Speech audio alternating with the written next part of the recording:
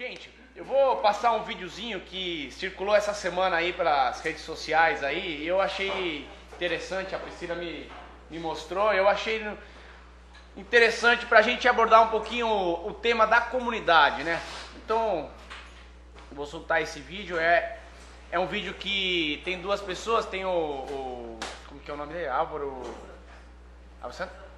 Lázaro e o Criolo, né? Que é um músico que faz rap e ele vai estar falando um pouquinho sobre as classes.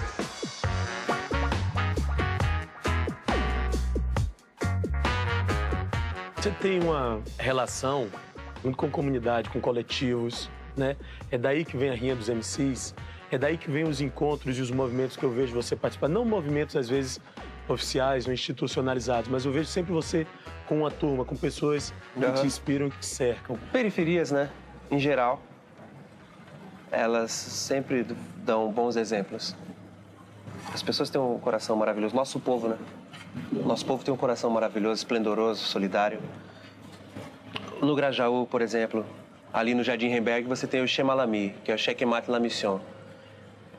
Tem uma pessoa lá que é muito especial, que é o André. E no Chemalami, ele propõe aulas abertas de xadrez, na rua, ou na praça, ou no campinho. Sim. E propõe atividades de hip hop. Eu tô sendo bem sucinto, tá? Tá. Mas é algo grandioso e maravilhoso. Tem o Pagode da 27, que é uma roda de samba, que percebeu que a criançada toda ficava ali olhando aqueles instrumentos, aquele pessoal maravilhoso cantando. E eles sacaram que tinha mais coisas para se fazer ali. Tem o Imargem, que são Imagens da Margem. É um coletivo de grandes artistas que começam a mapear e começam ali propor um olhar diferente. Porque, sobretudo ali naquela região de Área de Manancial, na Ilha do Bororé, e o que perfila ali uma parte do Cocaia, você tem que equacionar a situação moradia e área de manancial. Sim. Mas como que a gente faz isso, né? E eu também não sei. Mas eles tentam, de alguma forma, através das intervenções deles, propor um momento de um pensar para a situação vigente que está ali. Entendeu? São pessoas simples, extremamente talentosas e que não fazem coisas para ali, esse emergencial aqui, mas também sem esquecer de que o ser humano é um todo, entendeu? Tem a arte, ela nos acalanta, né, com o nosso sensorial e tal. Mas eles conseguem fazer um lance na prática, entende? Não é só um devaneio. Mas você falando aqui, eu tava pensando, todo mundo tem falado muito da ascensão da classe C, que tem... O que é a ascensão da classe C? É tipo leite que a gente comprava, leite tipo C, aí tinha o tipo A da fazenda. A gente já ficou numa caixinha de novo, entendeu? Uhum. É dinheiro? A ascensão da classe C é dinheiro? Classe C de quê? De nota C? Que você não tirou nem A nem B? Aí tem que dar um ou dois passinhos atrás para... A alma flutua. O corpo precisa de alimento. Se não tem leite, a criança chora. Dependendo do livro, uma arma você compra pelo 10º do preço desse livro. E que ascensão é essa? Alguém nos ajude, Lázaro, a entender. Porque senão a gente só vai reproduzir o que andam dizendo por aí. Mas a gente vê o rosto do nosso povo, e o nosso povo é nota A. A mais. Alguém saberia me dizer o que é comunidade? Comunidade. Onde as pessoas se encontram. Então é um local, uma forma de ver, né, a realidade. Pessoas que têm coisas em comum. O que mais? O que vocês acham? Mas hoje é um nome bonitinho para chamar favela. Bem interessante, é verdade isso. É verdade isso.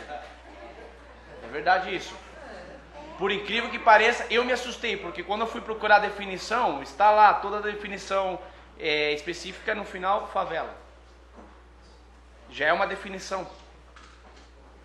O que mais? As pessoas Dividem o mesmo ambiente. Muito bem. não só acho que necessariamente o mesmo ambiente, mas é um grupo que tem um objetivo, um ambiente ou uma crença. Eles têm algo em comum, uma coisa que os mobiliza.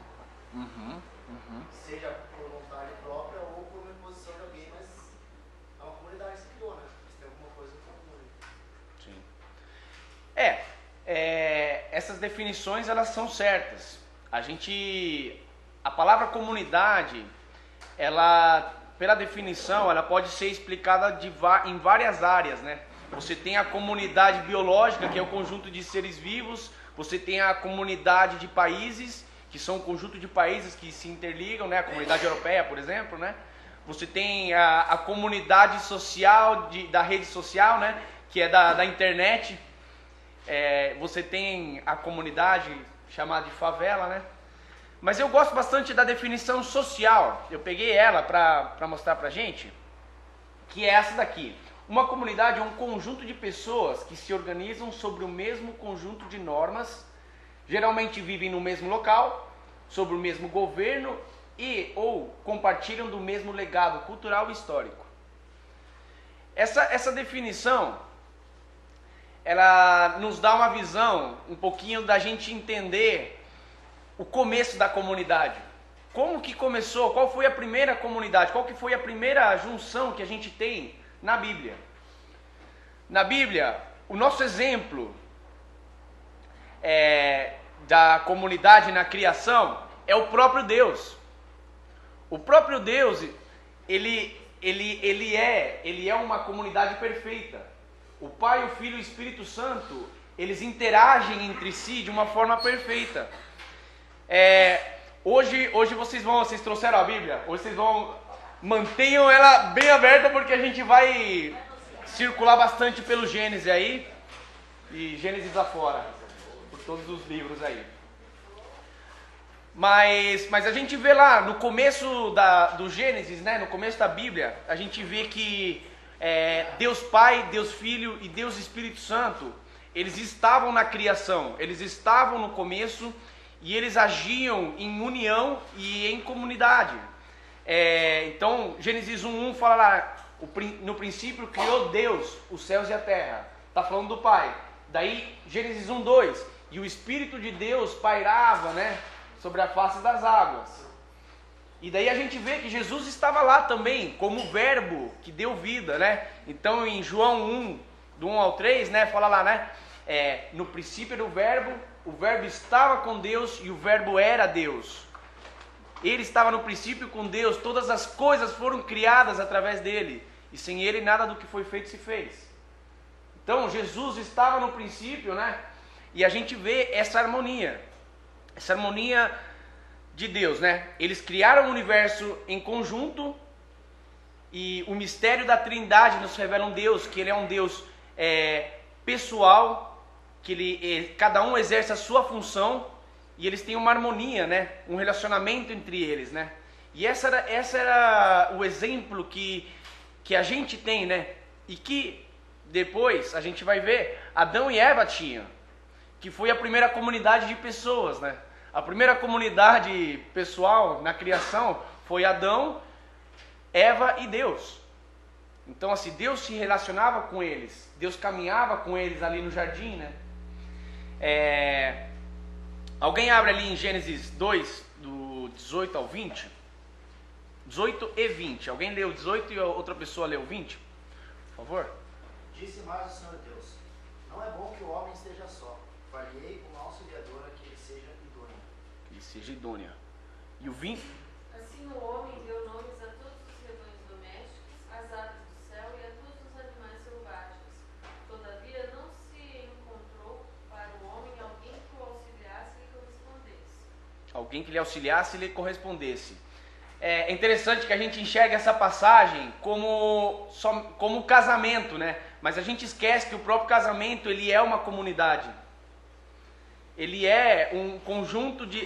são pessoas que se unem com o mesmo objetivo, que convivem no mesmo local, né? E estão juntas, e estão trabalhando no mesmo. Cada um tem a sua função, e a gente vê isso, né? Então, assim, alguém lê Gênesis 1, 27, por favor? Assim Deus criou o homem à imagem do seu Criador. Deus fez o homem conforme a semelhança dele. Deus criou o homem e a mulher. Deus criou o homem e a mulher à semelhança. Então, assim, eles eram iguais, eles caminhavam juntos, existia uma unidade, ninguém era maior do que o outro. 1, 28.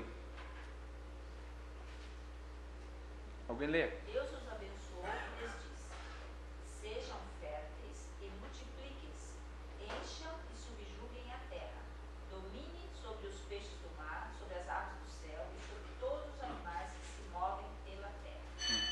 Então a gente tem aí que Adão e Eva, eles tinham uma função, né, de mordomia em relação à terra, eles tinham uma responsabilidade dentro dessa comunidade, né, e eles tinham uma mesma visão de mundo, ou seja, eles estavam inseridos no mesmo contexto, né, e eu acho que isso é interessante, né, porque se a gente for pensar, às vezes a gente está no mesmo local, não quer dizer que a gente está no mesmo contexto, né. Porque o espaço físico ele só é se você tem a mesma visão e você está em relação, né? Você está com essa comunhão, né? O que mais que a gente vê ali na primeira comunidade? O 2:24, alguém pode ler pra gente? Portanto, o homem deixará seu pai e sua mãe e se unirá à sua mulher, e serão uma só carne. Então nessa comunidade existia unidade. 2:23. Diz então o homem: esta sim é osso dos meus ossos e carne da minha carne. Ela será chamada mulher, porque do homem foi tirada. Então existia uma cumplicidade e uma confiança que a gente vê no 25 depois, que ele fala assim, que o homem e a mulher estavam nus e eles não se envergonhavam. Então assim, existia uma confiança entre eles, né? Existia essa interligação. Essa era a comunidade, esse é o jeito que Deus tinha planejado para o homem conviver. Onde não existe vergonha, onde existe unidade, onde cada um sabe o que tem que fazer, onde cada um assim se preocupa com o outro, né? Essa é a visão de Deus. Essa visão que Deus tinha para a gente. Só que quando o pecado entrou no mundo, ele afetou essa visão de comunidade. Abram lá em Gênesis 3 e vamos comparar alguns textos. Alguém abre lá em 3:1, outra pessoa no 2:16, 17, outra no 3:4, outra no 2:17, 3:5 e 2:17. Que está 2 vezes, né? Mas assim, eu quero comparar aqui um pouquinho como o inimigo, ele mente, ele chega assim falando assim, o que Deus falou não é verdade. Então, o que ele fala assim, ele sempre vai em contra aquilo que Deus já falou. É interessante que isso ele faz em diversas vezes, ele continua fazendo com a gente hoje. Coisas que Deus já afirmou na gente, o inimigo tenta quebrar. Então vamos lá, alguém lê por favor o 3:1? A cobra era o animal mais esperto que o Senhor Deus havia feito. Ela perguntou à mulher: é verdade que Deus mandou que vocês não comessem as frutas de nenhuma árvore do jardim? Isso. É verdade que Deus falou para vocês não comerem de nenhuma das frutas do jardim, né? Nenhuma das árvores do jardim? Mas o que Deus tinha falado? Pode comer todas, menos da árvore do bem e do mal, né? É isso que fala lá no 2:16, 17. Podereis comer de todas as árvores, mas do fruto do bem e do mal, né? Da árvore do fruto do bem e do mal, vocês não deverão comer. Por quê? Daí foi essa a resposta de Eva, né? Não, eu posso comer de tudo, mas só do fruto do bem e do mal que eu não posso, porque de fato eu vou morrer, né? Não, certamente não morrerás. É isso que fala lá a serpente no 3:4, né? Mas o que Deus tinha falado? Alguém lê pra gente o 2:17? A parte finalzinha? Mas não coma da árvore do conhecimento do bem e do mal, porque no dia em que dela comer, certamente você morrerá. Certamente morrerás. Então, ele inverte aquilo que Deus já tinha falado. E por último, a gente tem que eles seriam conhecedores do bem e do mal. Mas assim, Deus falou isso, apresentou isso como algo que não era bom. E a serpente fala, não, vocês serão conhecedores do bem e do mal. Dizendo assim, vocês precisam disso. Vocês precisam disso. Vocês serão como Deus. E essa foi a tentação, né? Essa foi a tentação que a serpente fez. Mas daí a gente sabe, né, que eles foram lá. Eva pegou, viu que o fruto era bom, que era bonito, parecia gostoso, né? Foi lá, comeu, deu ao seu marido. E eles desobedeceram a Deus. E essa desobediência, essa desobediência do mandato de Deus, eles passam dessa comunhão perfeita, né, com Deus. E esse serviço, né, assim, a forma como eles agiam ali no Éden, para um medo, um sofrimento, que eles ficam paralisados, né? E qual que é a reação, qual que é a consequência do pecado ali, né, para a comunidade? Então vamos ver lá. 3:7, alguém lê pra gente o 3:7? Abriram-se então os olhos de ambos, percebendo que estavam nus, cozeram folhas de figueira e fizeram cintas para si. Então, se sentiram nus, tô pelado, né? Tô pelado, vou pegar uma folha de figueira, né? E fazer uma roupa aqui, porque vergonha, né? Mas quem tinha falado para eles que eles estavam nus? Né? E que mais? 3:8. Alguém leu 3:8? Ouvindo o homem e a mulher os passos do Senhor Deus que andava pelo jardim, quando soprava a brisa do dia, esconderam-se da presença do Senhor Deus entre as árvores do jardim. Eles se esconderam, se alienaram, se refugiaram, ficaram com medo. Ficaram com medo. O pecado faz isso com a gente. O pecado faz isso com a nossa comunidade. O 3, do 9 ao 13, vamos ler assim, o que foi a consequência depois com a maldição, né? Alguém poderia ler o texto todo? O 3, do 9 ao 13, desculpa. Mas o Senhor Deus chamou o homem e perguntou: onde é que você está? O homem respondeu: eu ouvi a tua voz quando estavas passeando pelo jardim e fiquei Com medo. porque estava nu. Por isso me escondi. Ele quer atenção exclusiva. Aí Deus perguntou: quem foi que lhe disse que você estava nu? Por acaso você comeu a fruta da árvore que eu proibi de comer?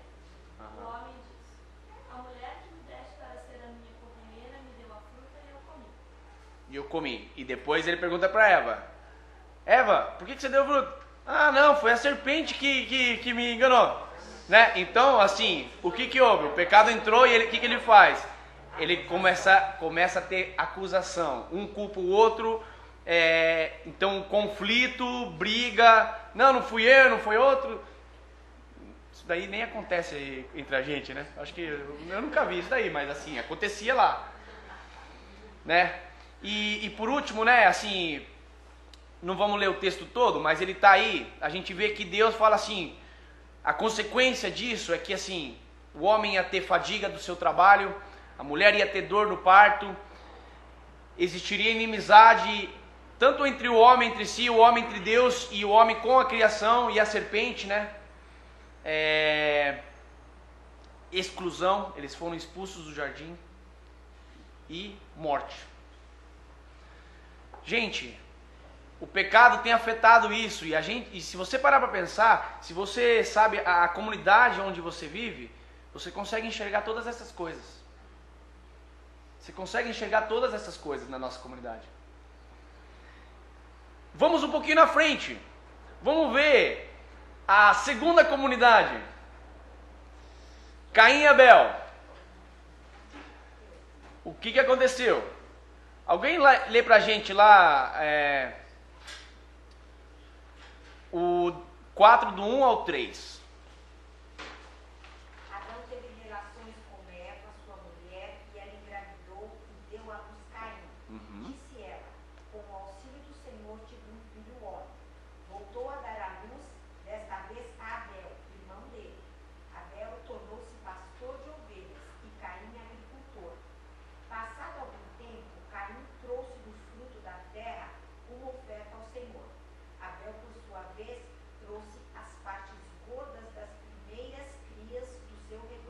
O Isso. Senhor aceitou com agrado Abel e sua oferta. Perfeito. Até aí.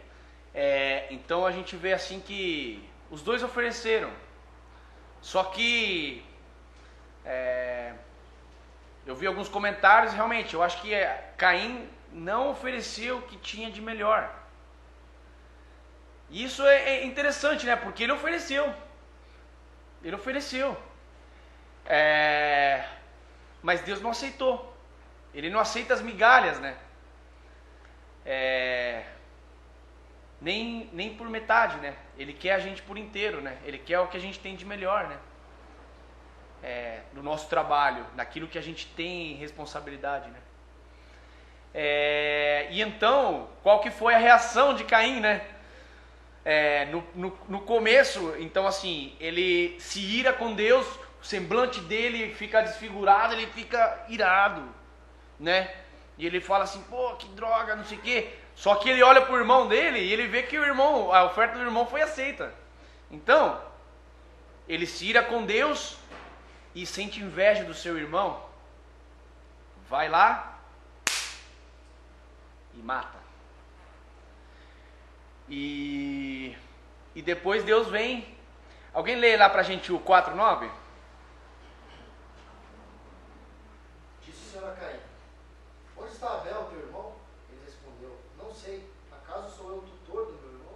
Acaso eu sou tutor do meu irmão? Acaso eu sou responsável pelo meu irmão? E essa pergunta eu faço para vocês. Acaso vocês são responsáveis pelos seus irmãos? Acaso vocês, a gente, eu me incluo, nós somos responsáveis uns pelos outros. Nós somos responsáveis pela nossa comunidade. Mas assim, como Deus é um Deus bondoso, ele não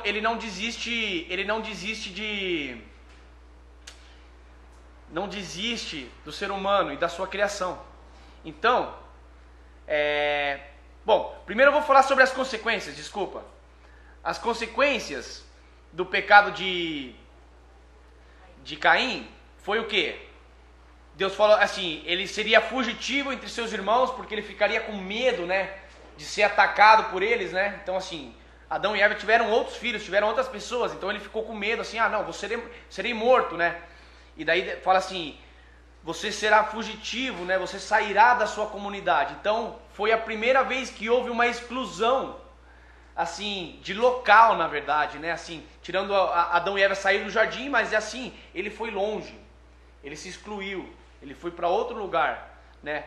E assim, e ele foi marcado, assim, houve uma diferença entre ele e as outras pessoas. Ele foi excluído da face de Deus, né? De estar junto com Deus em comunhão. Diz que ele seria vagabundo na terra, né? Andaria como andarilho na terra, né? E estaria sempre temeroso, assustado, né? É o que fala ali, né? Porque ele ia ficar sempre com medo, né? O próprio Deus depois falou assim, eu não quero, o meu propósito não é que haja morte. Então assim, ele colocou a marca em Caim para que as pessoas realmente não matassem ele, entendeu? Porque quem o matasse, e nem que fosse por engano, porque a marca seria algo que fosse visível, né? Para que as pessoas não matassem, né? Mas assim, o nosso Deus é um Deus que ele tem um plano de redenção. Quando o pecado se espalhou, Deus tinha dado um mandato, né, para Adão e Eva, e depois para os seguintes: se espalhem, façam filhos, se multipliquem. E o plano de Deus sempre foi abençoar o homem, né? Só que o pecado, ele se espalhou, ele foi como algo que foi germinando, se espalhando, se ramificando, né? Por todos os homens, né? De formas diferentes, né? Então assim, a Bíblia fala lá em Gênesis 6:12, viu Deus a terra e eis que estava corrompida, porque toda a carne havia corrompido o seu caminho sobre a terra. Então, o pecado tinha se espalhado por todos os lugares. E Deus pensou, vou fazer uma aliança com o meu povo. E essa aliança, ela começa aí com Noé.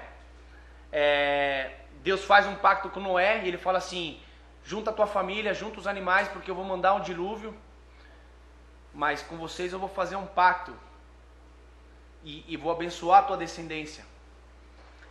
E a gente conhece a história, né? Que teve o dilúvio e depois eles saíram da arca e se espalharam pela terra toda e daí formaram as nações, né? Como diz aí no 10:32.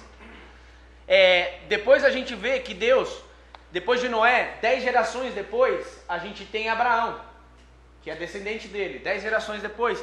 E daí nós temos ali a bênção de Deus a Abraão e a nova aliança com Abraão. Em ti serão benditas todas as famílias da terra, todas as comunidades da terra, todos os povos da terra serão benditos em ti. Porque o plano de Deus era abençoar o homem, não era a destruição. O plano de Deus é trazer redenção. E isso veio se espalhando também, não somente entre os patriarcas, mas a gente vê que o plano de Deus, a gente vê na Bíblia, que o plano de Deus sempre foi fazer uma aliança. Só que essa aliança, Deus fazia aliança com o povo e o povo desandava de novo. No começo ele se arrependia, não, a gente vai se voltar. Passava um pouquinho, o que acontecia? Já estavam eles lá de novo, lá, enfiando o pé na jaca, né? Mas a gente vê assim no texto, né? Eu sou o Senhor, fora de mim não há Salvador.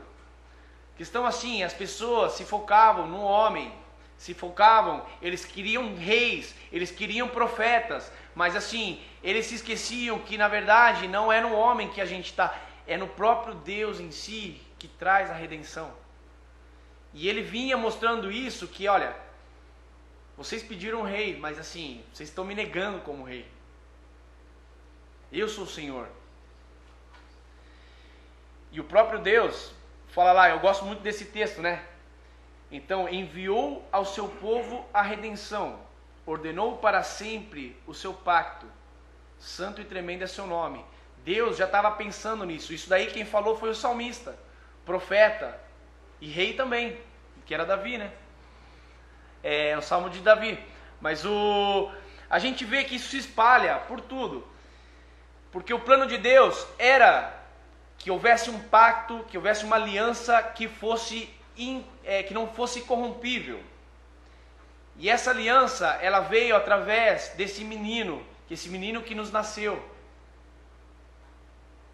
Esse príncipe nasceu, o próprio Deus encarnado ele se fez carne, habitou entre a gente, viveu na nossa comunidade. E não somente isso, mas ele pagou o preço por nós. E ele está sentado no trono. Porque aprove a Deus que nele habitasse toda a plenitude, e que havendo por ele feito a paz pelo sangue da sua cruz, por meio dele reconciliasse consigo todas as coisas, tanto as que estão na terra como as que estão no céu. Porque a aliança que Deus queria era essa, que nós fôssemos o seu povo e ele fosse o nosso Deus. Então, através de Cristo nós temos redenção. Nós temos redenção da comunidade. Mas a minha pergunta, para finalizar, o que aconteceria com a nossa comunidade se o reino de Deus viesse em sua plenitude agora? O que aconteceria? A gente não teria fechadura.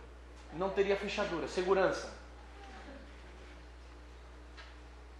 O que mais? Não teria gente pobre. Não teria gente pobre, não teria desigualdade social. O que mais? Desavenças, brigas, inveja, medo. O que mais, gente? Se o reino de Deus em sua glória estivesse implantado aqui no nosso meio, o que a gente teria?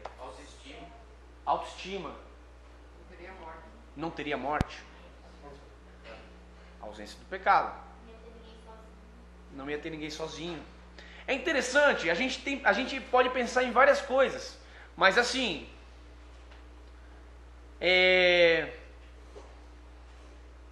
gostaria de ler esse texto com vocês aí. Alguém abram lá em Isaías 65, 17 e 25, que é o texto que a gente vai encerrar.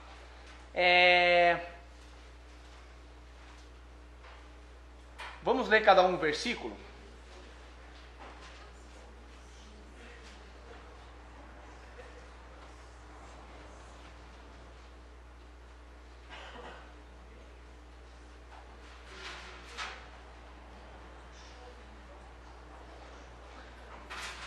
lá, Isaías 65, 17 ao 25. Pois veja, terei novos céus e nova terra, e as coisas passadas não serão lembradas, jamais virão a mente. Alegrem-se, porém, e regozijem-se para sempre no que vou criar, porque vou criar Jerusalém para regozijo e seu povo para alegria. Folgarei em Jerusalém, exultarei no meu povo, e nunca mais se ouvirá nela voz de choro, nem de voz de clamor. Não haverá mais nela criança de poucos dias, nem velho que não cumpra seus dias, porque o jovem morrerá de 100 anos, mas o pecado de 100 anos será um dos fatos.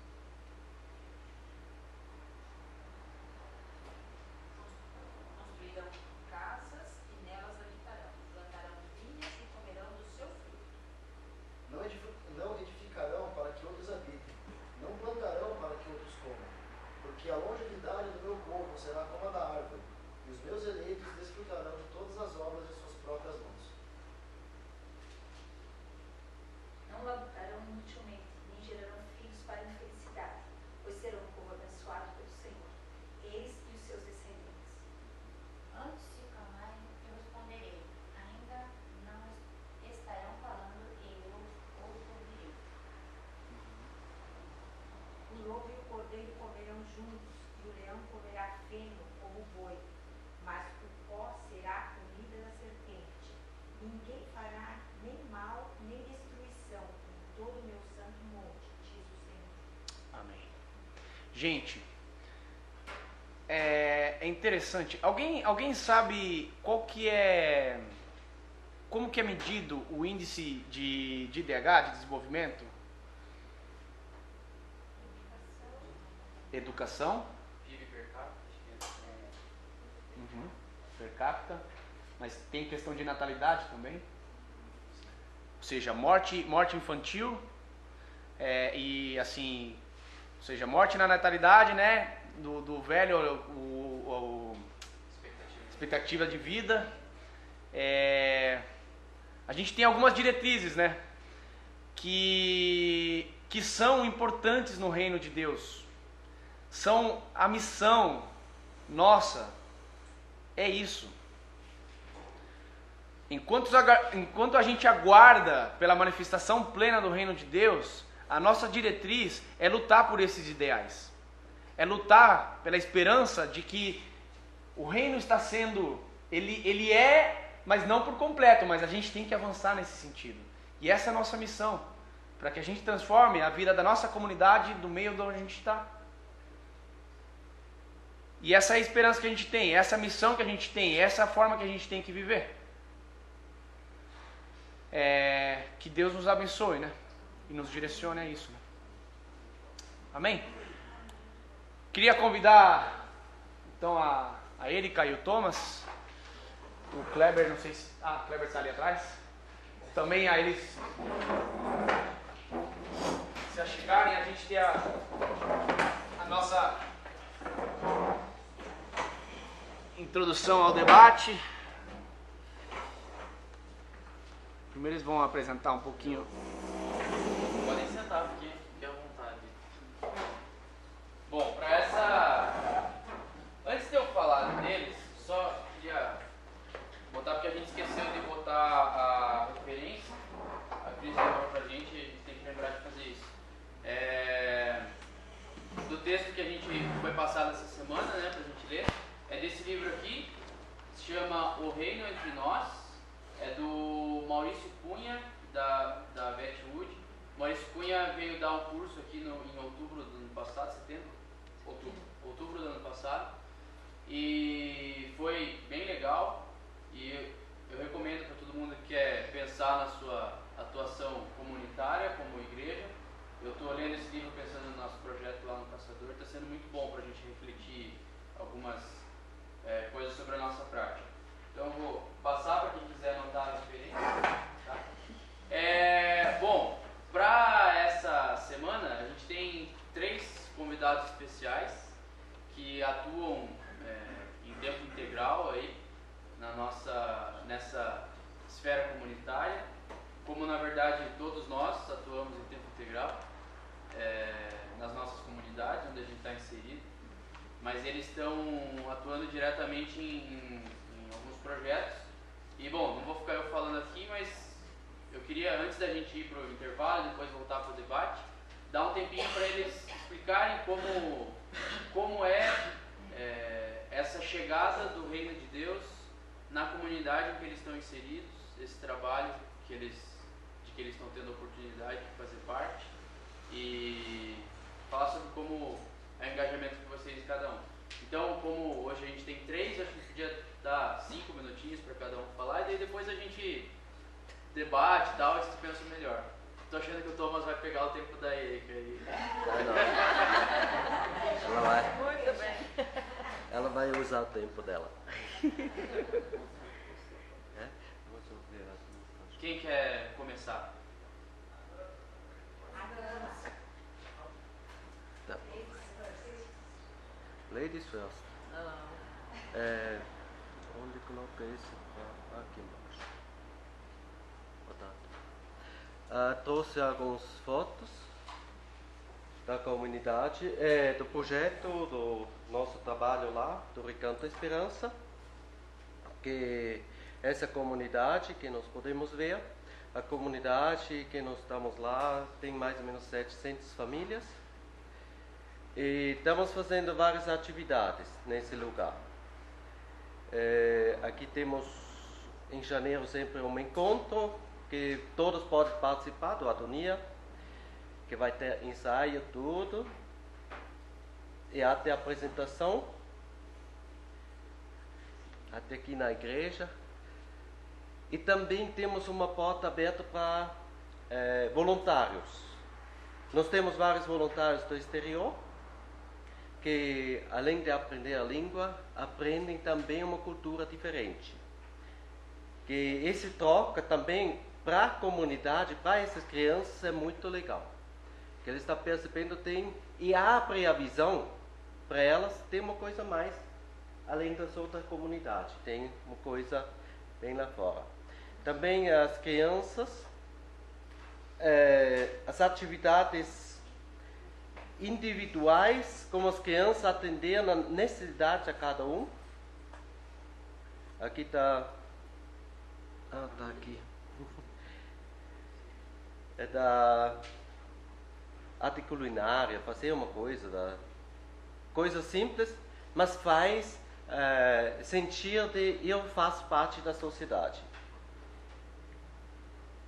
Atividades manuais, informática, aniversário, uma coisa que na família nós está comemorando. E muitas vezes quando você pergunta a criança, ela não sabe quando tem aniversário. Eu sempre falo, então você não sabe quando você pode pedir o bolo para tua mãe, é?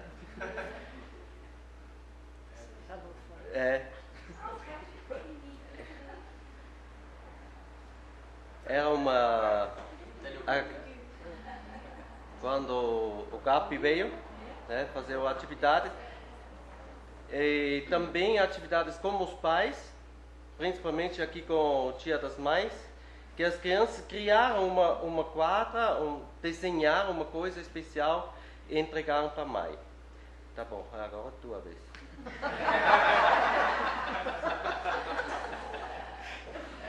Então nós também queremos alcançar as mulheres, né, que podem descobrir as habilidades, né, de cada uma, e isso fazemos com bordar chinelos, já fizemos sabonete, várias oficinas, né? E as mulheres podem até gerar uma renda com isso, né? Mas agora começamos também com um encontro das mães, um Fábula Café. Temos uma voluntária também, que trabalha daí mais autoestima e sobre a vida da mulher mesmo, né? Então isso é bem legal também. Tá bom, temos uma outra atividade, outro setor lá, coletivo, formar jovens a partir de 18 anos na área logística e produção. que está um convênio com a Coca-Cola, que vai criar ou está fazendo esse curso que dura 2 meses, 40 horas. Então, só pincelada, mas depois é oportunidade para entrar no mercado do trabalho, para fazer essa ligação. E também uma coisa que nós estamos vendo, um ferramenta muito bom, floorball, que começamos 3 anos atrás. As crianças gostam de jogar, até na rua, jogam. E ontem à tarde fizemos o jogo amistoso lá em Campo Largo, que vieram da Ponta Grossa também o time. E isso também nós treinamos cada semana, uma vez à noite, que está aberto para a comunidade, não só para crianças do clubinho. Tem a construção. Lógico, para atender a todas essas atividades, precisamos de um lugar legal, que é adaptado à comunidade. Nesse ano fizemos a ampliação da construção, era a primeira só parte embaixo, e agora temos mais 2 andares. Com uma doação de uma empresa, conseguimos completar agora o prédio. Em cima temos uma quadra que nós... esse aqui. que estamos jogando cada semana. É pequeno para jogar, para treinar certinho, mas para nós, assim que estamos dentro da comunidade e eles estão perto para treinar, eu acho que é bem legal. No primeiro andar estamos fazendo mais salas para ter esse individual atendimento. Isso mesmo. Passou 5 minutos. Como que é o nome da comunidade lá? Icaraí. Legal. Bom, depois a gente vai fazer perguntas para eles, como é que funciona, mais detalhes e tal. Então, vão guardando aí suas perguntas. Kleber, e tu? Tu, acho que no estado de São Paulo. Bom, a gente está lá aqui do lado na Vila Torres, já há mais ou menos uns 10 anos, 11 anos. A maior parte do tempo a gente fez o trabalho de jiu-jitsu, que vocês conhecem razoavelmente bem. A gente usa aqui o tempo para montar o tatame e dar aula para as crianças 2 vezes por semana e fornecemos uma refeição para elas. A partir daí, a gente estreitou bem os laços e a gente tinha liberdade já quase que todos os anos, não me lembro se teve alguma exceção, a gente levando eles em acampamentos, tanto os da Mocidade para Cristo, quanto os promovidos muitas vezes pelo Terra Viva ou pela Igreja Batista do Prado, e as crianças foram em vários desses acampamentos. Também nós tivemos, por um período curto de tempo, alguns desses adolescentes frequentando os adolescentes aqui na Batista do Prado. Acho que 1 mês, 2 meses mais ou menos de frequência. Eles gostavam, eles vinham, eles se sentiam bem, se sentiam acolhidos, mas me parece que não fechou, queira ou não queira, é outra realidade, por mais que seja vizinha, né? Não deu liga.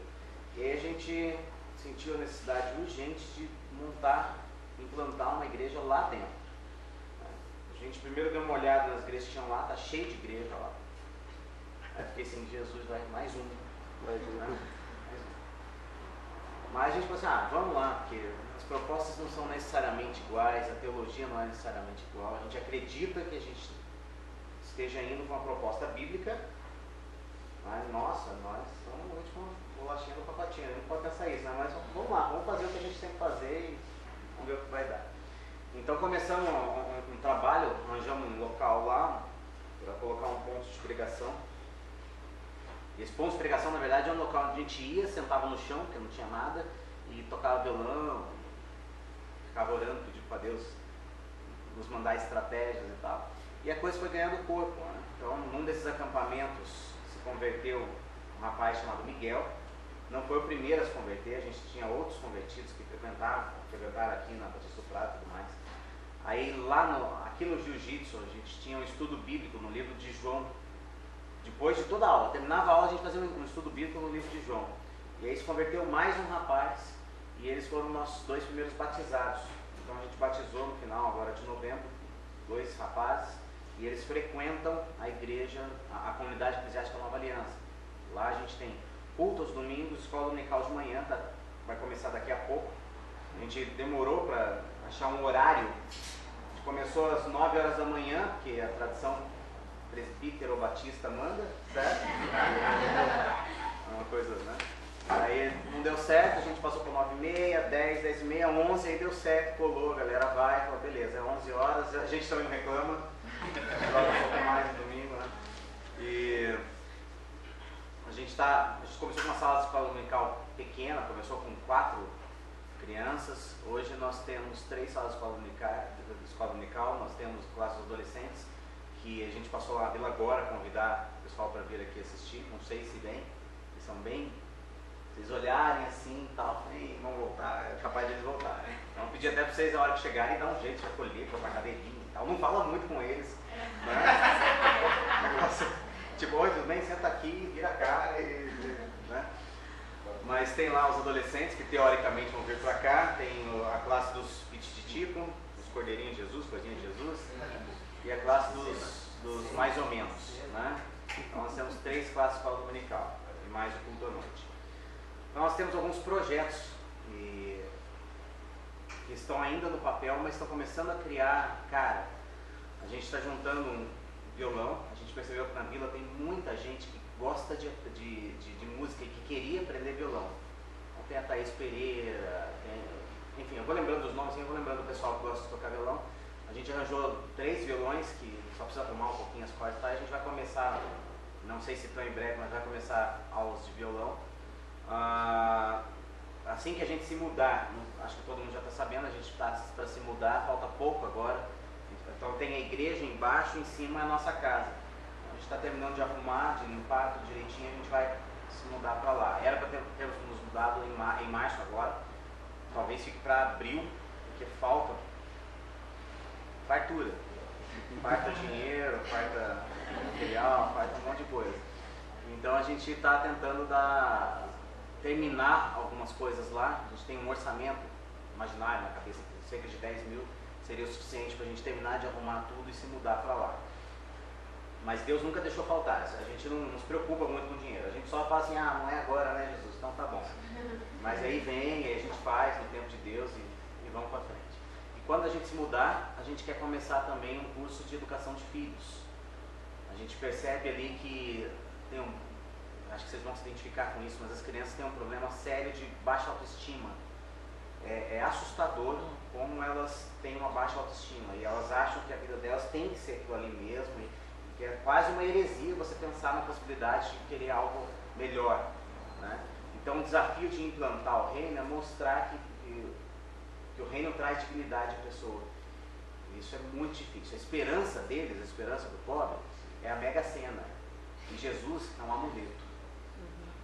Então a esperança deles não é o reino, não é Jesus, a esperança é o BBB, entendeu? É acertar um lepo-lepo da vida, um funk, alguma coisa. A esperança deles é acertar na Mega Sena, né? E Jesus, não, Jesus é legal, a gente precisa de Jesus, mas você percebe que é um amuleto da sorte, é um trevo de 4 folhas, algo do gênero. Então trazer essa dignidade que faz com que eles percebam que eles têm potencial para viver dignamente é um desafio. Então a gente quer fazer esse curso com os pais de educação de filhos e trabalhar a base da criação mesmo, para daí quem sabe as outras gerações, né? Então são todos os projetos que a gente tem pensado aí, a gente pede oração dos irmãos. Eu não trouxe fotos, vocês conhecem minhas relatores, eu não sabia que podia trazer fotos, então...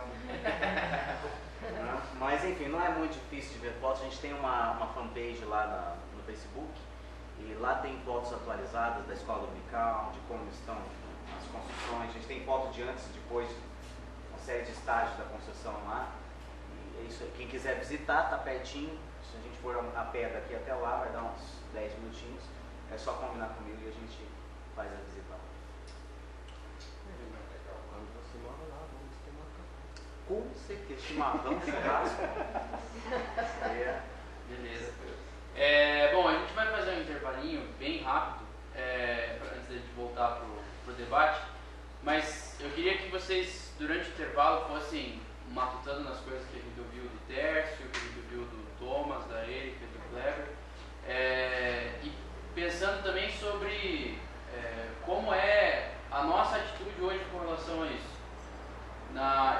debate da semana passada foi muito bom. E para mim a comprovação de que foi muito bom não foi no domingo. Foi durante a semana, quando várias vezes eu me peguei mudando algumas atitudes por causa de domingo. Eu pensei, puxa, que legal. Me estimulou a ver algumas coisas que eu estava fazendo errado. Então, que nessa semana a gente também possa estar aberto a ser confrontado, né? O Espírito Santo esteja incomodando a gente através desse debate. Então, vamos para o intervalinho rapidinho pensando nas coisas que a gente acha que precisa mudar. 11 horas a gente vai voltar a começar. Então, não é 11 horas voltar aqui. 11 horas a gente vai começar o debate, tá bom? Bom, então tá. Pensando em qual é o nosso papel como igreja, né? Como cristãos no meio disso tudo, a gente está inserido numa realidade muito injusta, né? De injustiça social muito grande, e pensando qual é o nosso papel como agentes do reino, né? Como levar o reino para as nossas comunidades e para as comunidades para onde Deus tem chamado a gente a se dirigir. Eu queria ouvir de vocês um pouco como é que funciona a questão da distinção das necessidades e dos tipos de pobreza. Assim. Que tipo de necessidades que o Evangelho vem para suprir. Então, quando que é a hora de falar de Jesus só, quando que é a hora de levar uma cesta básica, quando que é a hora de começar um projeto de longo prazo de geração de renda, quando que é a hora de levar o reino para uma comunidade rica. Eu estava conversando no intervalo sobre isso. Cada contexto, cada pessoa e cada comunidade tem um tipo de necessidade diferente. Quais são esses tipos de pobreza que vocês veem e como discernir essa necessidade para dar a resposta certa?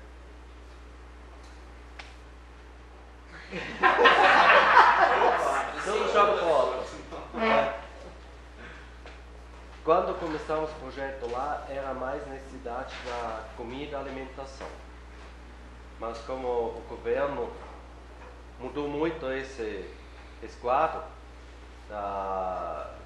como bolsa aqui, bolsa lá, melhorou muito nesse de básica alimentação. Quase todos têm esse agora. Hoje tem sempre esse pico, ou esse que está faltando, tem suficiente ou faltando, sempre tem isso também.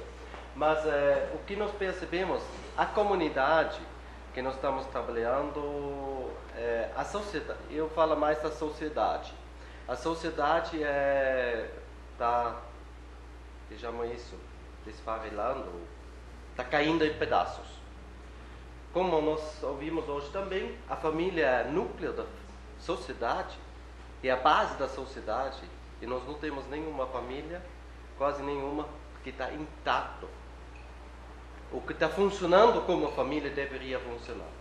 Então, assim, quando vêm os filhos, as crianças, são totalmente perdidos.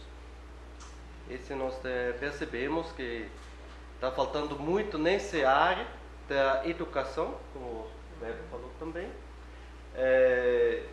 dar valor a essas crianças. Nós temos muitos que vieram começando no clubinho, que eles não levantam a cabeça, olham para baixo, não conversam com você, sempre tem medo quando você fala, olha, isso não podemos fazer aqui, ou isso, já tem medo de apanhar. Tudo isso que está estragado dentro dessas crianças, nós precisamos restaurar ou colocar realmente esse amor de Deus, que o nosso Pai é totalmente diferente. E age diferente e dá as coisas diferentes. Isso tem que ser resgatado.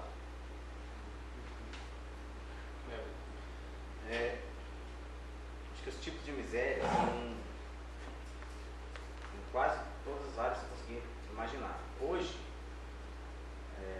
o governo realmente distribuiu aí Bolsa Família, e tem também, eu não sei qual que é o nome, o pessoal costuma chamar de Bolsa Presidiária, tem Auxílio prisão, alguma coisa assim.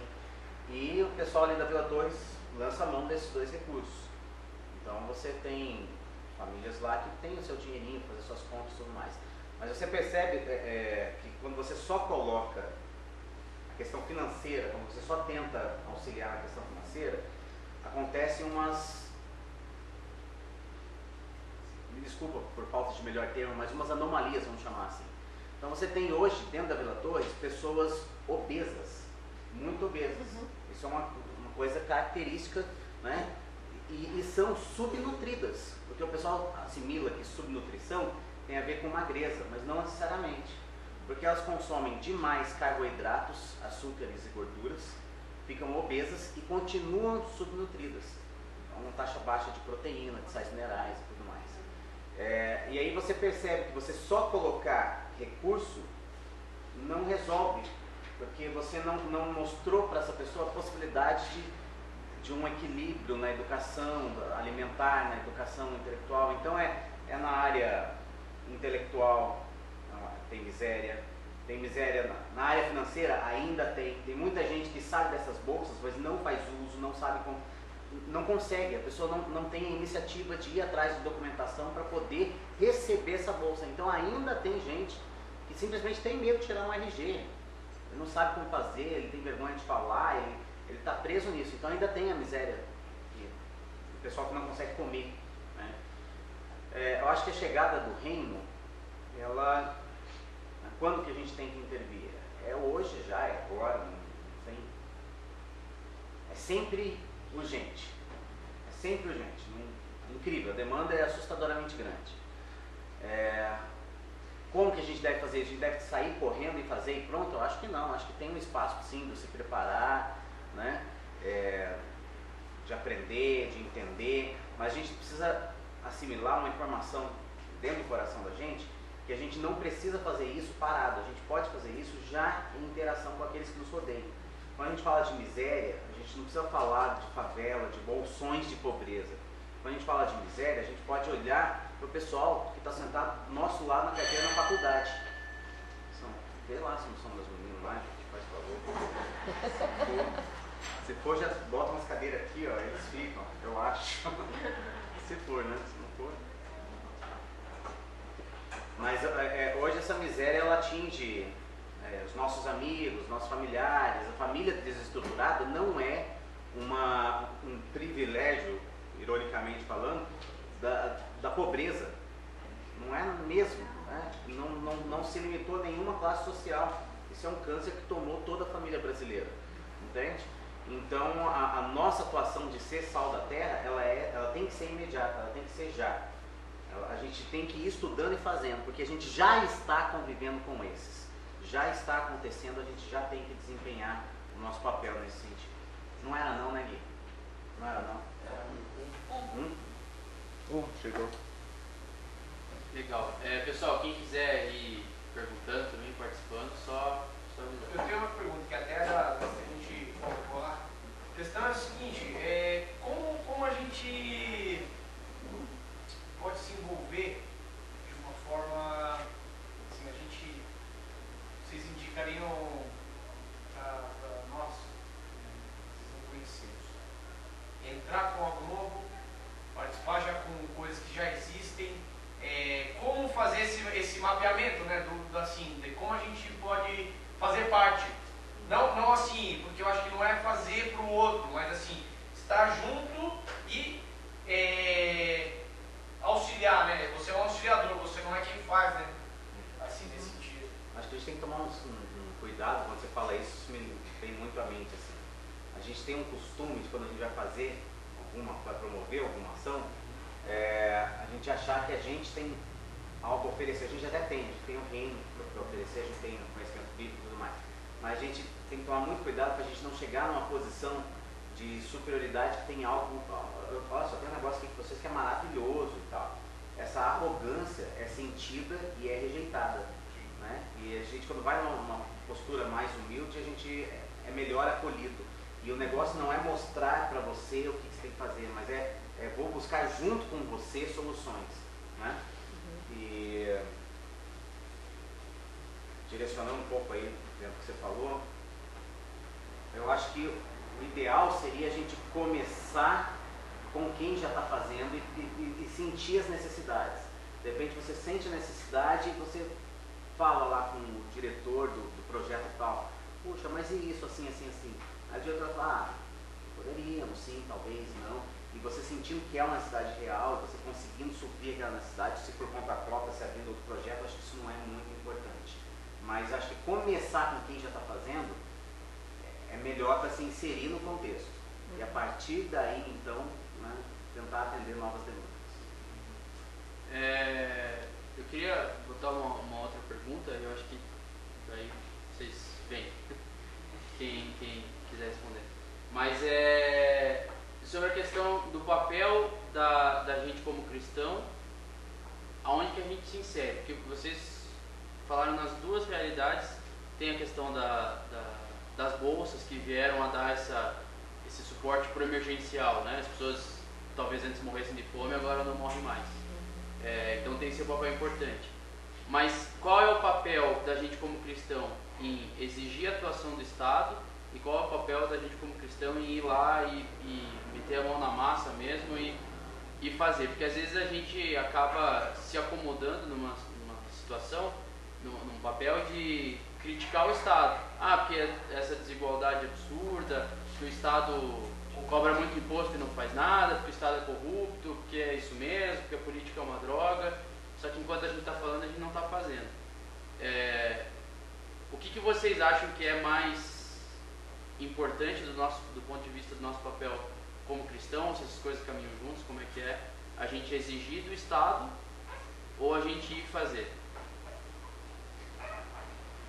Eu falo os dois. Os dois. O Estado tem o dever, ele está cobrando o imposto de nós, então ele se comprometeu para fazer trabalho social também. Mas nós não podemos esperar que o Estado age, porque muitas vezes o Estado está demorando muito. Devagar, burocracia e também, sabemos também, o torneira que abre lá em cima, quando chega no final só está pingando, então, pingando água. O que eu acho que nós precisamos agir como a igreja e também, quando estamos vendo Jesus, ele sempre fez, ele não esperava o governo fazer. Ele deu alimentos, ele deu palavra, quando o povo estava aqui. Isso que nós também, eu acho que quando nós temos esse chamado, sentimos isso para fazer, então indo, não esperar o governo está dando dinheiro, está fazendo esses convênios. Não, que nós vamos levantar e vamos fazer as coisas que Deus nos colocou no coração. Acho que a gente, como crente, tem que participar ativamente nas questões do Estado, cobrando, votando, debatendo, escolhendo político. Quando eu digo escolhendo político, eu não estou falando necessariamente partido, mas de pessoas honestas e tudo mais. Eu me lembro de uma vez que na MPC, quando eu estava mais ativo na MPC, a gente fez um clubão e a proposta era colocar 2 ou 3 deputados de chaves diferentes, partidos diferentes, candidatos que se diziam crentes, para a gente ouvir deles as propostas e questioná-los e tal. Eu me lembro que isso deu tanta polêmica, que a gente quase desistiu. Um dos candidatos desistiu, foram 2, foi super legal, mas a gente foi muito criticado por isso. Eu acho que a igreja tem que perder esse medo. A gente não está promovendo ninguém, a gente colocou 2, queria colocar 3, mas a gente colocou 2 candidatos a deputados de chaves totalmente diferentes, opostas um ao outro, e graças a Deus foram muito educados, afinal de contas eram crentes, né? Foram muito educados e... Não, porque... O mínimo é a educação, né? Então a gente precisa não só votar, mas sim eleger os nossos candidatos cristãos que não vão ser eleitos para ajudar a igreja a fazer o culto até as 11 horas da noite sem por isso se incomodar. Isso é egoísta demais, né? Quem tem uma vida pública tem que focar uma vida de democracia. Nós estamos vivendo uma democracia, tem que focar a democracia, tem que focar o necessitado, tem que focar as questões mais éticas que tem a ver com os princípios do reino e não a cultura eclesiástica, que é muito comum. Tem deputado que se elege e vai lá. Agora a gente pode fazer culto em estádio, agora a gente pode, que bênção, que... Bom, não é isso que a gente está procurando. A gente está procurando sanar as questões da população. Né? E eu acredito que um deputado, pautado pelos valores do reino, vai trabalhar em função dos valores do reino. É isso que tinha que acontecer. Quem quer fazer uma pergunta? Eu queria trazer uma outra pergunta para vocês, que a gente estava se perguntando ontem lá no Caçador. Que a gente começou a pensar na possibilidade de fazer desafiar um grupo a plantar junto. Mais ou menos como uma semente de uma ideia que um dia talvez vire uma cooperativa. E... Plantar se diz Plantar. Está muito metafórico. Não. Plantar comida e comer o que plantou. Porque lá eles são uma comunidade rural que não planta mais, está aos poucos se transformando numa favela urbana que fica no campo. Então esse era o desafio que a gente queria colocar para eles e tal. Então é um projeto de longo prazo, de desafio e tal. E a primeira pergunta que a gente recebeu deles, a gente jogou isso num debate, numa conversa mesmo, e a primeira resposta deles foi uma pergunta se a gente ia dar tela. Porque para plantar eles iam precisar fazer a tela para cercar. Então assim, a gente queria justamente não fazer um projeto que a gente precisasse levantar uma doação e dar alguma coisa. A gente queria que fosse alguma coisa que vocês fizessem. Então, a resposta que a gente deu foi, não sei, mas, tipo, vocês podem tentar correr atrás de uma doação, mas talvez vocês possam plantar e usar o dinheiro para comprar a tela, não sei. Mas, volta e meia, nos trabalhos comunitários, a gente esbarra nessas questões. Dar é sempre bom? E quando que dar não é bom e quando que é melhor a gente desafiar a fazer? Porque às vezes dá medo da gente desafiar a fazer e perder o cara, né? Como é que é essa relação? Esse é sempre um desafio. Mas eu acho que aqui é muito importante estarmos ligados com Deus, para Ele dar a direção certa, no momento certo. Como falamos, mesma coisa. O Salomão desafiou nós também. A palavra certa no momento certo. Então, dar as coisas certas no momento certo. Então, esse é sempre um desafio. Nós, lá na comunidade, nós começamos, agora no começo, vamos dar uma doação, vamos fazer isso. Agora percebemos, se eles têm dinheiro para comprar balas, coisas assim, até das crianças. E falamos agora também, se temos um passeio, uma coisa assim, que vamos comprar um valor X. Para esse evento de Adonia, cobramos também. Mas afastava também crianças que queriam participar, mas os pais não queriam pagar. Tem esses dilemas. E depois aqui nós estamos tentando desafiar os pais. Será quanto vale teu filho? Não vale mais R$5? Onde são os valores para resgatar esses valores que ele está dando a seus filhos? Ou, por exemplo, aqui também, qual valor seria esse horta comunitária para nós e quanto nós podemos contribuir? Às vezes aqui tem que ver que os dois partes, nós vamos dar isso ou você vai dar aquilo, para não gerar esse, que chama isso, paternalidade. Isso. Porque hoje em dia tem um problema, né? Assim, a gente está vendo cada dia mais. Muitas pessoas lá têm Sky, têm celular novo, e muitas coisas assim, TV a cabo, eles têm. Então eles pagam 60, 70 reais por mês e não podem pagar 10 reais para uma criança ou 2 reais para uma criança, uma atividade. Então isso eu acho pós projetos, né, dificulta isso muito. Porque você não sabe onde você tem que ajudar, podem ajudar, onde você não pode, ou melhor não ajudar, porque, né? Então, eu acho isso fica cada dia mais complicado. Desafio. Essa questão, né? É mais um desafio. Fora da nossa experiência lá, o governo com essas bolsas deu uma amenizada em muita coisa, mas acabou fazendo um desfavor em algumas questões. Às vezes esses públicos têm um sentimento de que nós temos o dever de dar. Dar é o nosso dever, né? E assim, quando você não dá, reclama. Reclama feio, assim, ai, não teve tal coisa, ai, negócio assim, cobrança mesmo. Porque, então fica assim, um sentimento, o que soa pra gente? Soa ingratidão, mas a gente tem que entender que a gente não está lá para ganhar a gratidão de ninguém, né? Porque não é essa a nossa função, a gente não está querendo voto, não está querendo nada, reconhecimento. Se está querendo errado, né? Não deveria estar querendo. Então, mas soa como ingratidão e soa assim como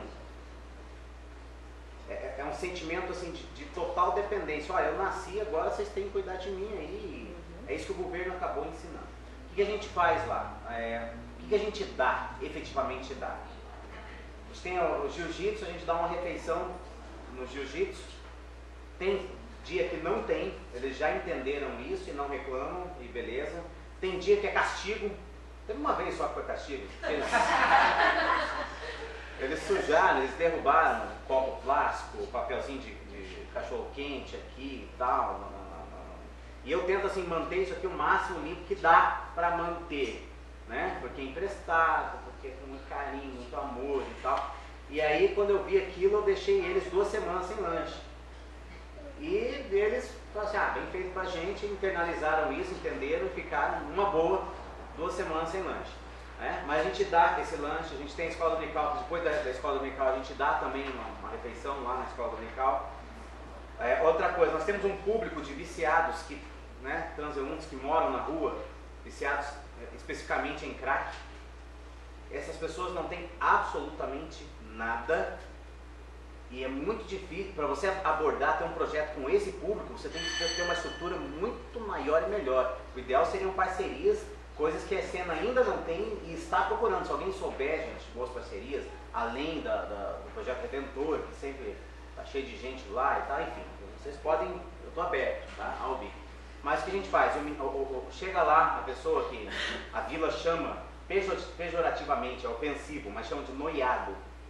Eles não falam para a pessoa porque é ofensivo, eles falam lá entre eles de vez em quando, e de vez em quando falam assim, não fala assim dele, que é um xingamento, né? Mas tem lá o pessoal que é viciado em crack, ele chega, ele está com frio, a gente tem blusa, coberta, essas coisas a gente dá. Dá uma blusa, dá uma camisa nova, dá um cobertor, né? Quando tem lanche sobrando, a gente dá o lanche. Mas eles já sabem que ele não é uma fonte de sopão. Não adianta eles lá que não vai ter um sopão que não vai falhar. Esse tipo de coisa a gente dá. Que é o máximo que a gente pode fazer. A gente toma muito cuidado para, com os demais públicos, não criar essa sensação de paternalismo, de assistencialismo, né? E eu diria o seguinte, de acordo com o que eu vejo, com a experiência que a gente tem, se você oferece um projeto e eles perguntam, vocês vão dar tal coisa? Eu acho que uma boa resposta seria, não, a gente vai ajudar a ter tal coisa. Incluí-lo na solução do problema, né? Não, a gente vai dar uma parte, vocês vão dar outra e a gente põe lá. Nós estamos juntos aqui, eu e você, nós somos igual, mano, entendeu? Tudo igual. Então vamos lá, vamos nós dois aqui, nós públicos, vamos. Quanto é? É tanto. Então tá, quanto vocês podem dar? Tanto. E vocês? E vamos, entendeu? Tenta não parecer que vai sempre dar mais e tal, mas sei lá, eu acho que construir junto faz com que eles valorizem muito mais aquilo que eles têm. E participar faz com que demonstre que você realmente tem interesse, né? Não sei se é a melhor resposta, mas eu acho que hoje a gente faria assim. Eu acho que assim, todo mundo também dá o que tem de melhor também, né? Porque às vezes eu vejo assim isso. Eu por muito tempo até pensei, né? Você tenta achar alternativas que sejam coisas baratas para dar uma, assim, para uma equipe queria desenvolver, tinha feito uma pesquisa lá e acharam que tipo, casca de alguns alimentos dava para fazer uma espécie de um bolo e daí eles tentaram inserir isso na comunidade. Só que assim... Casca de banana. Casca de banana, exatamente. E daí diz que ninguém quis ir lá. Ninguém quis ir lá aprender. Por quê? Porque falou assim, não, isso daí é o resto dos outros. Isso daí é o resto dos outros. Então eu acho que assim, não é isso. A gente vê que as comunidades elas em cada local, elas têm um histórico, né? Elas não chegaram ali por nada, né? Do nada, né? Então assim, houve uma história onde ela se formou ali por uma realidade, por uma desigualdade às vezes, né? Então, mas assim, as pessoas que estão lá, elas têm a mesma dignidade, elas gostam das mesmas coisas boas que todo mundo aqui gosta. Só completando, eu acho que é nessa questão assim, tipo, bolo de casca de banana, olha que legal, vocês podem fazer. Você faz bolo de casca de banana? Eu não faço. Eu faço com a banana ou maçã, e eu jogo fora a casca. Eu não utilizo a casca. Por que o outro tem que utilizar a casca? Mas a gente assume que não, né? Se tem medo de dar um jeito, vamos aproveitar, reaproveitar, né? Eles precisam, a gente não. Os precisam. Minha pergunta também com uma colocação, que um contraponto do que a Pri está falando, que até que ponto vocês acham que você tem um conflito quando você está trabalhando com qualquer situação de uma comunidade diferente, fora daquela que você vive, né? Que eu acho que uma coisa é isso, você tentar implantar uma coisa que você não faz, e quer que o outro faça, mas outra coisa é de você tentar chegar e bater de frente com a cultura, porque querendo ou não, qualquer comunidade, em qualquer canto que você tiver, vai ter, e ao mesmo tempo como foi uma coisa que surgiu e foi gerada em algum contexto, ela tem, querendo ou não, a sua própria cultura, tem algumas coisas que são dela própria, né? E acho que por um lado você tenta jogar uma coisa que você não faz, tem outro lado que é você tentar fazer com que eles façam tudo aquilo que você faz, que muitas vezes não é da cultura deles. Como lidar com isso, sabe? Como vocês viram, assim, dificuldades? Assim, eu gostaria de direcionar essa pergunta especificamente pro Thomas e para ele, porque eu acho que para eles esse aspecto cultural tem um desafio a mais, né? Putz, vocês não só saíram de uma cidade grande e foram para uma comunidade pequena, mas vocês vieram de um país rico e foram para uma comunidade pobre. Como discernir que aspecto da cultura de vocês precisa ser transformado para se adaptar à cultura deles, e como discernir que aspecto da cultura deles é nocivo e precisa ser transformado por Deus?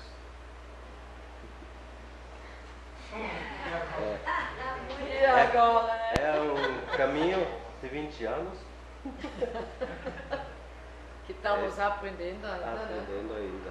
Porque é lógico, né? Eles acham por nós não somos brasileiros, vem tudo o dinheiro bem fácil, né? Desce os altos. Desce os altos. Se juntar na rua. Não, isso não é tão fácil, né? Mas assim, o importante desde o começo que foi que a gente está lá, que a gente senta com eles, dá tempo para eles, né? Então isso, assim, eu acho, conquistamos muito, né? E, por exemplo, o Thomas, né? Ele faz tudo. Ele limpa banheiro, ele conserta, ele faz tudo. Então, para eles, o Thomas lava a louça, por exemplo, né? E coisas assim, para eles. Então, não é tão assim, isso mostra para eles, né? Que não é só o dinheiro vem e colocamos lá, né?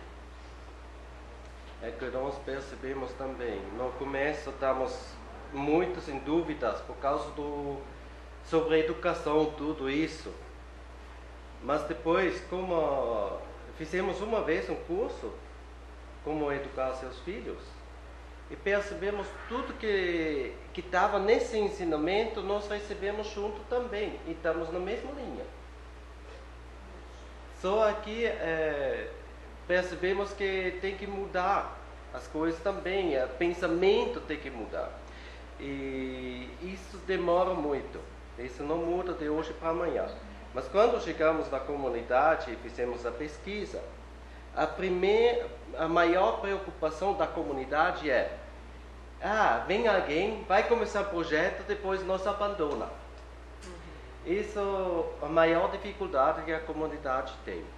E que eles perceberam que nós estamos sempre lá, firme todos os dias, isso dá segurança para a comunidade e para as famílias. Isso assim gera esse vínculo. Eles, mesmo assim, com cultura diferente, perceberam que nós podemos aprender um do outro. Nós aprendemos a cultura aqui, que traz bom para a nossa vida, e eles aprendem da nossa cultura de pegar as coisas mais firmes. E percebemos que não só nós, conhecemos brasileiros que pegam isso também, que são firmes, deixam uma palavra bem clara para até nosso funcionário, ele desafia essas famílias como pensamento que nós temos também, mas ele é brasileiro, 100%. Legal. Eu pensei nesse negócio da cultura quando eu estava conversando com a Cris ali no intervalo, que ela estava fazendo uma experiência lá do Nepal, né? Conta da barrinha de cereal que eu achei o máximo, Cris. Não, é que eu fui para lá quando eu fiquei no Nepal, fiquei 9 meses, eu fiquei numa cidade grande, Katmandu. E no final do meu tempo lá, tive a oportunidade de subir com o pessoal da equipe para uma tribo lá que fica nas montanhas, era o dia inteiro de caminhada, até chegar. E é uma tribo, eles chamam Sherpan, é uma tribo bem isolada. E aí a gente fez a sua mochila para a caminhada, né? Aí eu enchi de água, comprei umas barrinhas de cereal, bem assim, energética, que estava com medo, né, de não aguentar a caminhada. E aí foi também, além do pessoal que subiu, foi também alguns detalhes e um Sherpan.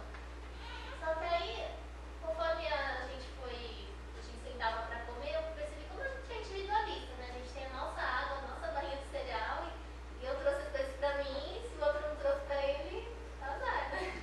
E os detalhes e tudo, eles são muito comunitários, né? Eles dividem tudo, né? Então chegou uma hora que eu tava até com vergonha, assim, né? Comecei a dividir, né? Mas nos 4 dias que eu estive lá, Deus falou tanto comigo nesse ponto, assim, como a gente vê a nossa própria cultura quando você está em outra, né? Como a gente não é comunitário, a gente toma nossas decisões individualmente, né? Se diverte individualmente, e lá, pela própria função deles, é tudo em conjunto, né? Tudo em grupo, né? A diversão, de aprendizado, a comida, o preparo da comida. Isso eu acho legal, pensando um pouco no que o Darcy falou pra gente lá no começo, sobre a questão de como o pecado afetou a nossa vida comunitária em todas as culturas, né? Então todas as culturas têm alguma coisa de imagem e semelhança de Deus e alguma coisa do pecado lá.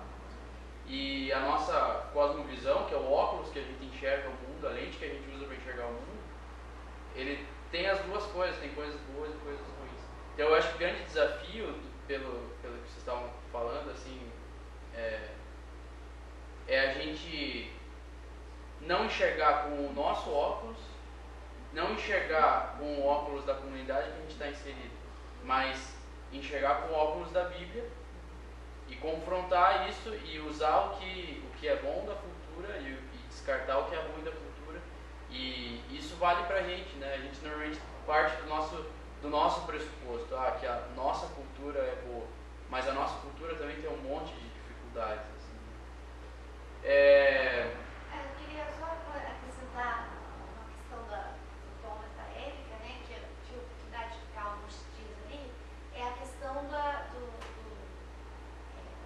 tão inserido e como assim, eles agem da mesma forma na casa deles e lá, né, a excelência com que eles fazem o trabalho lá, né, eu acho que isso faz com que as pessoas também se sintam respeitadas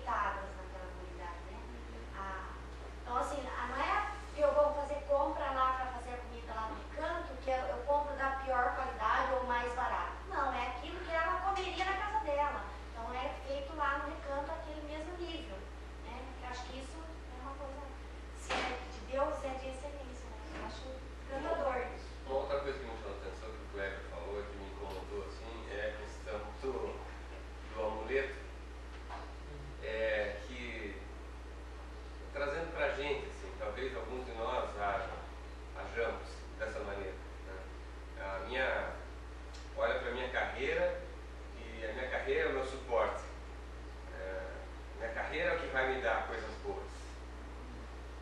Para onde eu estou caminhando? Assim, legal, vou conseguir esse cargo, vou conseguir essa grana. Talvez também tenha a questão da Mega Sena, né? E Jesus é o meu amuleto. Jesus vai me dar umas ajudinhas, ele me consola, ele me conforta, mas o que eu estou fincando o pé mesmo é na minha carreira, na minha vida. Quando eu não conseguir, Jesus. Exatamente. Se eu não conseguir, Jesus, tal.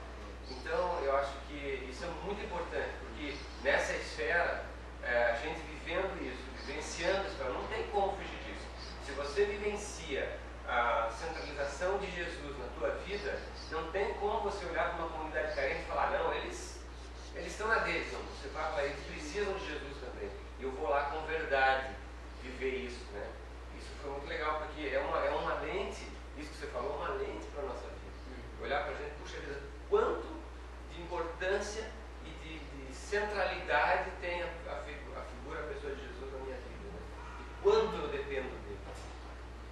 Eu queria levantar um ponto aqui. Quando nós falamos de comunidade, sempre a gente pensa em comunidade carente, mas carente de dinheiro. E eu quero levantar um outro lado, porque eu venho de um contexto que eu estou no meio de uma comunidade, só que não é uma comunidade carente de dinheiro. E ela é tão carente do reino de Deus como as comunidades aqui, né, da Kleber e também de Thomas.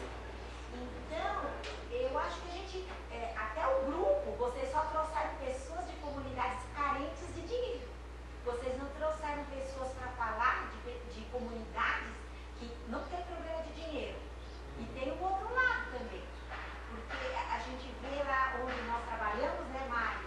E as mulheres andam de roupa de grife e de perfume Chanel, mas que tem uma necessidade interna, gente, do reino de Deus, de uma maneira muito, muito grande. Filhos abandonados porque os pais trabalham em monte.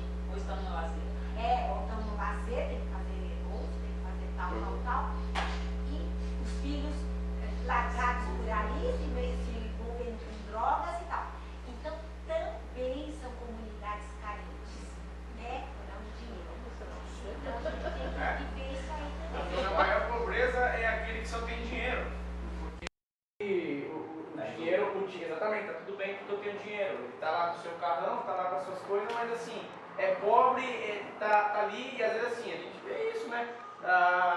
O filho do rico que tá lá e bate no segurança e acha que é um machão, e você acha que não é a mesma coisa que o valentão da comunidade pobre? É a mesma coisa. Eu acho muito legal ouvir isso da Maria do Carmo e da Mari que ia falar também, porque eu acho que eu vejo em vocês autoridade para falar isso, porque vocês estão se envolvendo com isso. O que eu acho que é o perigoso é a gente usar isso como desculpa para se acomodar. E eu acho legal que se vê de vocês que vocês não usam isso, que vocês estão realmente envolvidas em levar o reino de Deus para a comunidade que vocês estão inseridas. Porque historicamente isso acontece também, não, mas não é só os pobres que precisam, eu estou onde Deus quer, então eu estou exatamente onde Deus quer. Sentei e não fiz nada. Isso às vezes acontece também. Se você mora num prédio, aquela é a tua comunidade. E naquele prédio a gente tem pessoas carentes, né? Então nós temos que ter essa visão de que tudo não é só aqui na Vila Torres, né? Todo canto que no nosso bairro, nossos vizinhos, né?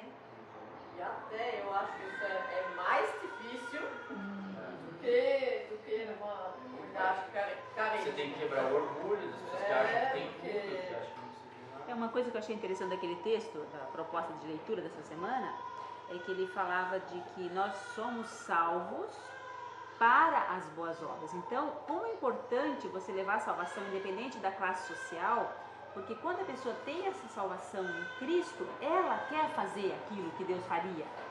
Então a gente vê lá nas próprias mulheres lá, né? E quando a gente levanta alguma necessidade lá daquela outra comunidade que a gente ficou envolvida um bom tempo, na Vila Zumbi, todas se prontificavam.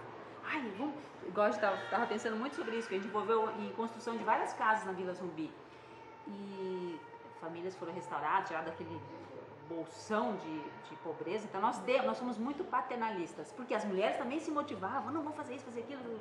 Mas hoje a gente vê, puxa vida, as famílias. buscada, né? Dentro ainda falta muita coisa, né, para ser reconstruído dentro das vidas das pessoas, né? Então, a gente tem que Eu queria usar isso que vocês falaram como um gancho também para a gente já direcionar para o último tempo, que é a questão do trazer para a gente a vocação de cada um, né? Então, eu queria que a gente pensasse um pouquinho sobre qual é o meu papel. E eu queria ouvir de vocês, porque vocês três, né, nas duas comunidades, mas vocês três tiveram uma decisão de sair da onde vocês estavam e se mudar. E morar dentro da comunidade para onde Deus chamou vocês para trabalhar. Algumas pessoas continuam fazendo sua vida ordinária durante a semana e nos fins de semana vão para uma comunidade fazer um serviço voluntário ou alguma coisa assim. Algumas pessoas vivem em tempo integral em suas comunidades, como o caso de vocês, como o caso da Maria do Carmo e da Mari, estão atuando nas comunidades onde elas estão ali em tempo integral. Eu queria ouvir o que vocês acham que é chamado para todo mundo, o que é bíblico. Não, isso é uma questão de obediência, isso eu preciso fazer. E o que é chamado específico. Será que todo mundo tem que largar tudo e ir para a África? Sei lá o que, isso, como é que isso é? Eu queria perguntar uma coisa para vocês, porque no caso tem filhos, né? Então, assim, uma coisa que eu fiquei pensando, eu tenho uma amiga que ela e o marido são ajudantes de outros missionários no Nordeste. E ela está morando um ano e pouco lá, mas ela falou que não vai ficar muito, porque ela tem uma filha pequena. Ela falou, não tem uma escola aqui com estrutura que eu acho adequada para o meu filho. Então, assim, estar numa comunidade que você acha que aquela estrutura não é adequada para os filhos, e como que lida? Então vou deixar na casa do povo, fazer... aqui ainda é mais fácil, porque para Curitiba não é tão longe, ainda tem uma educação boa e tal, mas como que lida, assim, em relação com filhos, fazer uma comunidade que não tem estrutura? Quem é chamado para abrir mão de tudo? Quem é chamado assim, para... Qual o preço da família que paga? Em primeiro lugar, quando você tem filhos, em primeiro lugar, é responsável sobre o filho. Essa tua tarefa que Deus colocou para a tua vida é responsável. Você não está nessa comunidade, nessa circunstância, precisa mudar. Quem sabe depois, quando o filho já fica velho, pode manter a sua vida, pode voltar. Mas eu acho que essencialmente que nós conhecemos muito missionários que foram para campo e voltaram quebrados. Porque os filhos abandonam a fé, porque ficaram criados numa distância da família, numa Instituto de Educação, internado, missões, coisas assim. E realmente quebrava as famílias. E seria essa tarefa, tudo bem. Eu não estou julgando isso, mas nós precisamos avaliar tudo. E claro, tem que ser certo para si mesmo, diante de Deus. A tarefa, em primeiro lugar. Com nossos filhos, eles fizeram também um leque muito grande. Eles estudaram na escola suíça, que é uma escola muito para ricos, e também estava na comunidade, ajudando lá, estava sempre junto com nós lá na comunidade. Eles fizeram tudo isso, essa distância também. Mas foi bem legal para eles sentir isso, essa diferença. E também lidar com isso. Não todo mundo consegue fazer isso. Mas abre também os horizontes e dá certa flexibilidade de agir certo no ambiente certo. Isso é... que eu tenho percebido na minha filha mais velha, Thaís, é que ela aprendeu a lidar com ambos os públicos. Ela brinca com a criançada da comunidade de igual para igual. Me lembro quando ela estava vindo fazer jiu-jitsu, que eu parei de trazer ela no jiu-jitsu, estava super cansativo para ela. Ela fica no colégio o dia inteiro, ainda trazia aqui, terminava 10 horas da noite, ficou bem cansativo.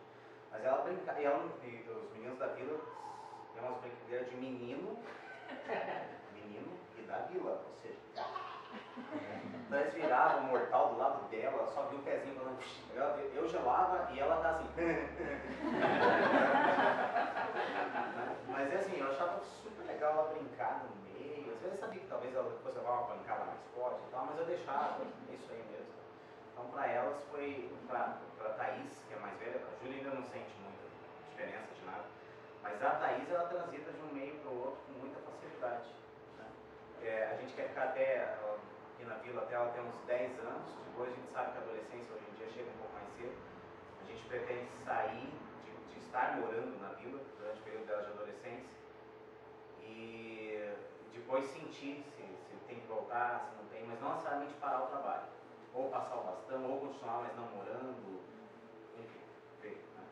E respondendo, você perguntou, como é que você perguntou? Qual parte é para todo mundo e qual parte você tem chamados específicos? Eu acho que, olha, eu acho que todo crente, essa é uma visão que talvez alguns vão discordar, mas eu entendo assim, eu não consigo ler a Bíblia de outra forma. Eu acho que todo crente tem como dever ofertar um trabalho missionário, mesmo que seja missionário ou não, tem o dever de ser um missionário, ou na sociedade está inserido, ou se inserir em outra, aí Deus vai conduzir. Eu creio assim, então, para eles, para mim, para ser assim, não, é para todos, não, como é a novidade lá? Caraí, ok, né? Ou então lá onde vocês estão, ou então no prédio onde eu estou morando, mas todo crente tem o dever de ser um missionário onde está inserido. Eu me lembro que eu estava uma vez num grupo pequeno lá da minha igreja, então era uma quinta-feira, um grupo pequeno, e eles dividiram, eles deram vários missionários, né? Um missionário para tal grupo pequeno orar por aquele missionário. E a minha família tinha sido escolhida por um grupo. E eles ficaram muito contentes, porque eu era missionário aqui em Curitiba, então era fácil chamar um grupo pequeno, etc, etc. E eu fui lá. Aí assim, gente, tratamento assim, nossa, missionário clever. E eu já comecei a ficar irritado, não gosto. Mas tá, vamos lá, né? Ai, como é que são as crianças lá na vila? Caraca, velho, é aqui a vila, como são as crianças? Sabe? Tipo assim.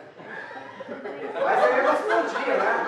Não, as crianças na vila, com a maior paciência do mundo e tal, respondendo. Por dentro tá. Como se eu tivesse ido, sei lá, para Afeganistão lá, sei lá. Aí, beleza, aquele momento passou e tal, e eles entraram mais no ritmo da rotina deles, de grupo pequeno, eles começaram a perguntar a semana de cada um. Aí meu irmão lá falou assim, não, vai lá, uma empresa legal. Então, continua as devocionais? Não, continua, a gente está fazendo devocional com as meninas antes de abrir a loja e tal. Aí o que eu entendi, ele é um empresário, ele tem uma loja, ele tem vendedoras que atendem na loja, e ele está fazendo devocional todos os dias e oração antes de abrir. Quando ele falou isso e tal, posso? Claro. Aí eu falei assim, olha, o que eu estou fazendo é a mesma coisa que esse senhor está fazendo. É igual. Entende? Ele está ele está obedecendo o chamado de Jesus de ser só onde ele está inserido. É a mesma coisa, não tem melhor, não tem pior, não tem mais bonito, não tem menos bonito. Isso é só uma besteira que a gente inventou, que me deixa muito revoltado. Entende? Aí eu falei para aquele senhor, já que é parar, né? Olha, parabéns, viu senhor? O senhor está de parabéns, que é isso que a gente tem que fazer. Aí eu botei ele, né? Não devia, mas eu não bebi. Foi contraditório. Ela falou, gente, é isso, não tem segredo, é você fazer aquilo que está ao teu alcance. Entende? Eu me lembro quando eu estudava no segundo grau, fui desafiado e eu entendi que era isso mesmo. Eu tinha que evangelizar os meus amigos de classe. E foi assim que eu entrei para uma cidade para Cristo, praticamente. Fazer clubinho bíblico na minha escola do segundo grau lá. Começou tarde porque eu me comprometi aos 17 anos. Então, e é isso que a gente tem que fazer. Todo crente tem que sustentar missões. Todo crente tem que ser um missionário. E aquele que faz ou uma coisa ou outra, ao meu ver, e aí você quer discutir comigo, tudo bem, eu tirei daqui, eu acho que eu fiz uma leitura certa, a gente pode chegar num consenso exegético, ok? Mas ao meu ver, todo crente tem esses dois deveres. E o que não faz ainda não entendeu o que é Jesus, quem é a Bíblia e o que é o Evangelho. E desculpa, é que eu fico... Mas já passou. Legal. Eu só queria complementar o que você está falando, Kleber. Acho que essa pergunta que o Leite faz são dois extremos, só que assim, vamos pegar pelo nós que nós estamos em impressão integral, né, que nem vocês. Às vezes eu me questiono, a começar por exemplo pela Vila, a gente faz uma campanha para mobilizar e vamos fazer uma reforma. E acho que legal, levantamos recursos, material. Agora, obreiros que vão ficar um dia para ajudar a pintar, a gente conta um deles com os tem. Daí o que eu às vezes pergunto é, nessa tua pergunta, acho que tem um meio termo que a gente não cumpre muitas vezes. E é muito mais fácil eu dar aqui um cheque de R$1.000, pessoal, eu fiz a minha parte. E eu pergunto para vocês que estão na linha de frente, é que a gente tem, né, oportunidade de visitar uma febre, ver a falta que é pessoas que não estão, digamos, integralmente lá, mas que poderiam doar uma hora do seu tempo para tocar violão lá ou só ficar brincando com a criança, né? Então acho que às vezes eu me questiono, uma pergunta dessa de, eu vou ou não para campo, né? Mas até que ponto que realmente estamos sendo missionários não só com nossos vizinhos, ou fazendo realmente, ajudando, que o Kleber puxou, né, puxa, se você quer se envolver, volta com pessoas que já estão na linha de frente, que tem que requer a roda, né? Agora, só uma colocação que eu fiz, né? O segundo ponto que eu me questiono e pergunto para vocês, o céu nem acho que cabe tempo, né? Mas até que ponto você usar essa necessidade básica, que é trazer alimento, tem várias necessidades, né? Até que ponto, principalmente nessa, porque quando você pensa em comunidade mais carente, é o que você visa, vou levar um alimento, vou levar uma roupa e é o suficiente. E são projetos, às vezes que tem começo e fim. E até que ponto isso é viável, assim, vai ser realmente útil para você, daí falar de uma outra reflexão, que é falar de Jesus, né? Até que ponto isso é viável ou não. Eu acho que se torna uma ponte, né? A gente está acostumado a isso, daí já virou uma cultura na igreja. Eu, pessoalmente, assim, a minha opinião é que a gente usa isso como uma desculpa. A gente usa isso como uma desculpa, que a gente amacia o nosso ego dando dinheiro. Não que isso não seja importante, mas a gente tira a nossa responsabilidade. Como uma terceirização, né? Exatamente, você terceiriza, deixa que os outros façam. O que é tua responsabilidade. Porque esse curso aqui, ele está servindo exatamente para isso. Para a gente quebrar com esse paradigma de que a gente terceiriza as coisas. Vocês têm responsabilidade. E a responsabilidade de vocês não é somente fazer um grupo de estudo, que não quer dizer que seja importante, mas é avançar o reino de Deus em todas as suas esferas. Quer fazer um estudo bíblico? É também. Mas não somente. Mas é lutar pela justiça, é lutar... Isso daí é avançar o reino, gente. Vocês estão inseridos em comunidades, vocês têm responsabilidade com isso. Eu acho que isso tem que ficar claro para vocês. Se uma coisa tem que ficar clara é que vocês têm responsabilidade aonde vocês estão. E isso me borbulha porque isso foi uma crise grande que eu já tive na minha vida. E que a gente tem que quebrar com essa questão da terceirização. A gente tem que apoiar os irmãos onde eles estão inseridos, seja financeiramente, seja em apoio de curto tempo, né, ir um dia lá e ajudar, passar um ano, ficar 10 anos lá. Eu acho que tem uns períodos e realmente Deus direciona isso, mas eu acho que a gente não pode tirar a nossa responsabilidade e dizer assim, o outro está fazendo, pronto, só vou ajudar e pronto. Né? Será que talvez por isso que não seja tão difícil a gente se envolver nas comunidades que não precisam de dinheiro, por exemplo, né? Por exemplo, eu posso estar inserido numa comunidade, lá no meu apartamento, as pessoas não têm carência financeira. Então eu não posso lá amaciar meu coração, eu estou dando parte do meu dinheiro, vou lá deixar para o missionário. Não, eles não precisam do dinheiro. Ai meu Deus, o que eu faço agora? Eu não sei relacionar com pessoas.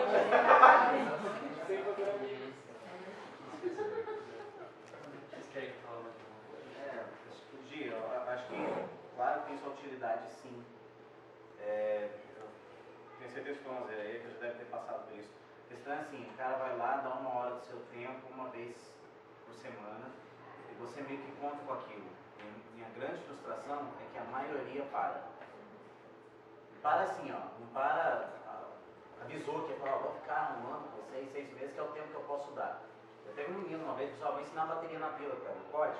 Nossa, pode, claro, mas como é que é? Não, eu vou poder ficar uns 8 meses, depois eu vou para o Rio de Janeiro e vou estudar. Aí eu, bom, avise os alunos e faça. E aí, beleza. Terminou os 8 meses, ele falou, a gente, infelizmente e tal, a gente tentou arranjar alguém para ficar no lugar, não deu, mas estava todo mundo avisado e beleza. Mas a minha maior frustração é, quer dizer, serve pra caramba. Serve pra caramba. Carência é grande, tanto em qualquer classe social, carência é grande, qualquer coisa que você vê é bom. Mas quando não há continuidade, é bem o que o Thomas falou no momento ali. Falou, tá, mas vocês vão vir aqui, vão fazer um negócio, depois vão e o termo é esse mesmo, vão nos abandonar. E isso é uma coisa que me deixa muito frustrado. Dá vontade de lembrar que eu sou faixa preta. Muito frustrado. Não, daí talvez a gente tenha que ver, ou fazer voluntariado a longo prazo, ou fazer algum impacto, né? Porque isso seria faz uma coisa pontual. Faz uma coisa num sábado, num domingo, assim. Tem espaço mas pra daí isso. eles sabem, hoje. Né? Daí já não é problema, né? Mas aí você sabe com o que você pode contar, a comunidade sabe o que esperar, e tá tudo bem. Não, beleza. Eu acho que completando o que vocês falam, deve ser realmente muito frustrante, porque acho que talvez um pouco da cultura do brasileiro, não sei, de que assim, você ser voluntariado te tira a responsabilidade de manter um compromisso, né? Então, mas eu não ganho por isso, eu falei, tipo, eu tenho outras coisas pra fazer, entende? Então eu não posso, não deu. Tipo, não vou também mais. Desculpa aí, mas... Eu não acho que isso é brasileiro, eu acho que isso é ocidental, é o que a Cris falou, a gente é individualista, a nossa visão é individualista. Então, tudo que eu faço pelo outro já é além do que eu deveria estar fazendo. Já estou indo além. Me agradeça por isso, porque você está fazendo nada. Gente, mas uma coisa que até 2000 anos atrás, Jesus já falou, peça porque ceifa está pronto para recolher, são peças para trabalhadores. Nós sentimos também um recurso que falta, acho que em todos os trabalhos, no reino de Deus. Que falta pessoas. Porque Deus escolheu deixar pessoas, usar pessoas, né? Poderia escolher de outra forma, mas Ele escolheu usar a gente, né? Braço, perna. Pois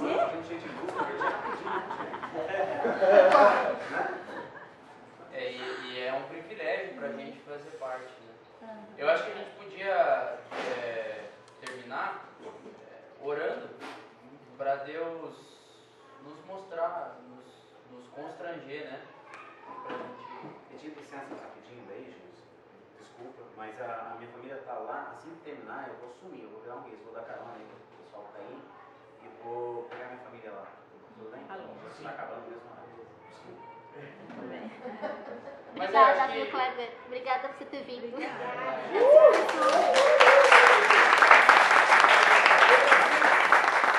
Queria agradecer ao Kleber, aí, por estarem compartilhando com a gente muita coisa. E queria que alguém de nós aqui orasse, pedindo para que Deus nos constranja, nos mostre o que tem que ser transformado. Que é isso. Vai se virar essa. Tá. Gente, licença, vai ser uma oração com você. Mas para que Deus mostre o que a gente precisa fazer, né? E que Ele nos constranja a botar a mão na massa mesmo, no lugar onde a gente está inserido, ou se Ele quer inserir a gente num outro lugar onde a gente também precisa, mas que a gente seja convencido pelo Espírito Santo. Quem podia orar para a gente? Querida, antes de mais nada, eu te agradeço por esse dia maravilhoso, a sua criação, a sua criatividade, né, para conosco é tão grande. Te agradeço pelo dia de hoje, te agradeço pelo Thomas, pela ele, pelo Kleber, por aqui presente, Pai. oportunidade de a gente refletir que a eternidade começa aqui e a gente, como cristãos, os servos, a gente tem que realmente mudar e fazer diferença aqui com os nossos próximos, né? Com nossos iguais ou os que somos diferentes de nós. Mas para isso, Pai, que a gente possa tirar essa máscara de sermos prepotentes e acharmos que somos melhores que os outros. E antes de mais nada, sejamos como Jesus, sejamos humildes, tenhamos sensibilidade, acho que muita humildade, muita sabedoria, Pai, de ver o diferente, ver as necessidades, de que forma das mais criativas ou das mais simples, das mais complexas, daí sim a gente possa fazer alguma diferença, Pai. Mas sempre com aquela certeza que a obra começa e termina no Senhor. E realmente a gente tem isso muito presente, Pai. Em especial, acho que peço pela vida, esse texto que das mulheres, né, vamos, e o Kleber, Pai, e sua família, que eles possam continuar, né, firmes, aquela luta, o dia a dia, a gente sabe que é super complexo, é superável, super frustrante, justamente, às vezes se vê no próprio contexto da igreja, pessoas que falham, né, somos seres humanos, Pai, mas que mesmo assim a sua esperança, né, de mudar, de alcançar outras pessoas por teu reino, Pai, seja o chamariz e o norte, né, da vida deles, Pai. Mas a gente como igreja, começar por esse grupo e que outros que venham e que a gente também possa mudar e influenciar outras pessoas, Pai, a gente saia nessa semana realmente com esse questionamento que se borbulhe no nosso coração, que faça surgir novas mudanças pequenas, mas consistentes e que façamos a nossa parte, que nós sejamos uníssonos. Nos abençoe, né, somente mais essa semana, isso que eu peço no nome do seu filho, amém. Gente, vocês viram que a gente criou o canal no YouTube, então a gente está gravando aí todos os domingos, né? A gente vai estar colocando aí, tentar editar, né? O nosso curso para aqueles que faltaram, não puderam estar aí. Então, vai lá, deixa teu comentário. E se você não está recebendo os e-mails também, fala com a gente que a gente dá um jeito aí para passar os textos e uma boa semana, gente.